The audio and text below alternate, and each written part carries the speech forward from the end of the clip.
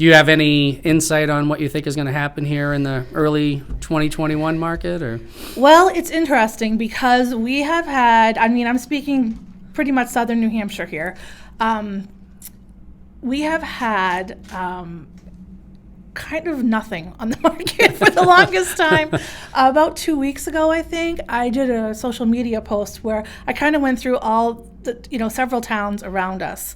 And I could just look what's on the market in, the price range between 300 and 500,000, Right. because let's face it, that's where most people are at.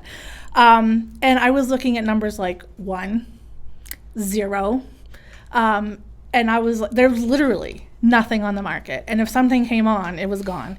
And I think that's really hard for buyers because they're excited Right. and they want to go out and buy a house. Like, this is the time, and there's nothing. Right. And then when they do go and look, it's like all these multiple offers.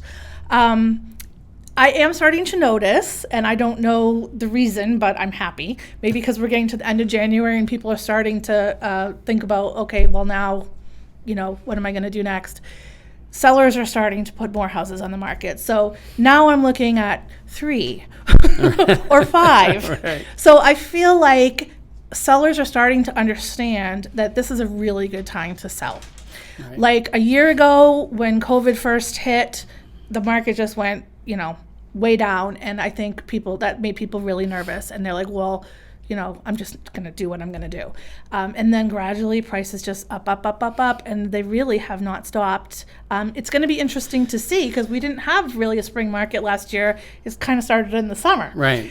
So it's going to be interesting to see because normally around here, if we don't get too much snow, we end up with a spring market kind of late February. Right. So obviously we haven't had too much snow, so we'll see. But, the projections are, and this is, again, I don't want to take away from your portion of the program, but Not at my all. understanding is the projections are that while interest rates may rise, they're not expected to rise dramatically.